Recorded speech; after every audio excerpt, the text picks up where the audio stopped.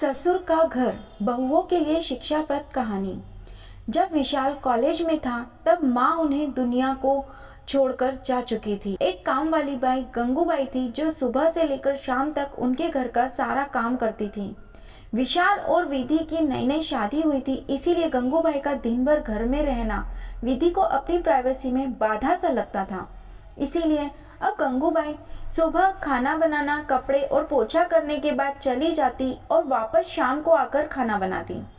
गंगूबाई की दोपहर की गैर हाजिरी से कई छोटे मोटे काम दिखाई देने लगे, जिनमें से ज्यादा काम बिना कहे ससुर जी ये सोचकर कर लिया करते थे कि बहू को मदद हो जाएगी।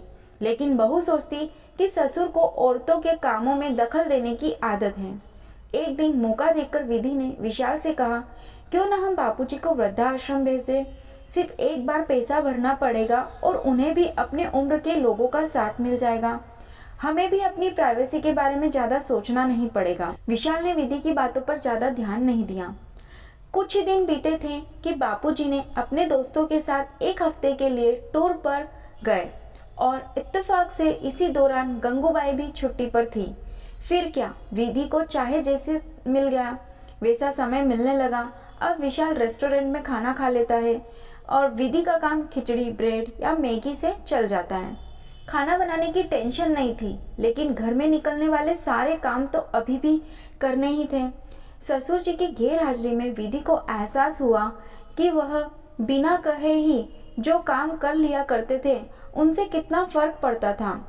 कुछ दिन बीतने के बाद एक दिन विशाल विधि को कहता है, चलो आज कहीं घूम कर आते हैं। विधि बड़ी खुशी खुशी सज धज कर बाहर घूमने के लिए तैयार हो जाती है। विशाल विधि को अपने घर से 5 किलोमीटर दूर एक मल्टी में लेकर आता है। एक आदमी से चाबी लेकर फ्लैट का दरवाजा खोलता है। 2 कमरे के छोटे से अंधेरे से भरे घर के अंदर विशाल विधि को लेकर आता है और कहता है, कैसा लगा तुम्हें हमारा नया घर। विशाल कहता है, हम अगले महीने से इस मकान को भाड़े से लेकर रहेंगे अलग और अपनी प्राइवेसी का मजा लेंगे। अभी मेरी आमदनी के हिसाब से हम इसी को अफोर्ड कर सकते हैं। विशाल का यह व्यवहार सीमा के समझ में नहीं आया। वह चौंकते हुए कहती है, हमारे पास इतना बड़ा घर तो है, फिर क्यों हम भाड़े से। सोच समझ कर बोलो, वह हमारा घर नहीं है, वह माँ बाबूजी का घर है। तुम्हारे पास 1 महीना है सोचने के लिए तुम्हें आगे क्या करना है। दोनों वहां से अपने घर लौट आते हैं। पूरे रास्ते विधि के दिमाग में तरह तरह के विचार चल रहे थे। घर पहुंचते ही उसने विशाल से कहा, माना कि यह माँ बाबूजी का है घर, लेकिन क्या हमारा इस पर कोई हक नहीं।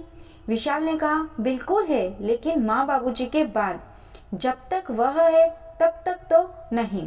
अगर तुम्हें हक समझ में आता है तो तुम्हें जिम्मेदारियां भी समझ में आती होगी। सिर्फ हक के बारे में मत सोचो और अपनी जिम्मेदारियां भूलकर स्वार्थी होना क्या भला अच्छा होता है। विधि के पास विशाल के इस सवाल का कोई जवाब नहीं था। वह सोचने लगी कि उसने अपने क्षणिक सुख के स्वार्थ के लिए इतना नीचे गिर गई। ऐसी घटिया सोच अपने दिमाग में आने दी। उसे मन ही मन पछतावा होने लगा। विधि विशाल से बोली, मुझे माफ कर दीजिए, मैं सच में स्वार्थी हो गई थी, मुझसे बहुत बड़ी गलती हो गई। विशाल बोला, तुम्हें पछतावा हुआ, मेरे लिए यह काफी है, मैं तुमसे नाराज नहीं हूँ। दोस्तों, आपको हमारी यह कहानी कैसी लगी हमें कमेंट करके जरूर बताइएगा। हमारी वीडियो को लाइक करें, हमारे चैनल को सब्सक्राइब करें।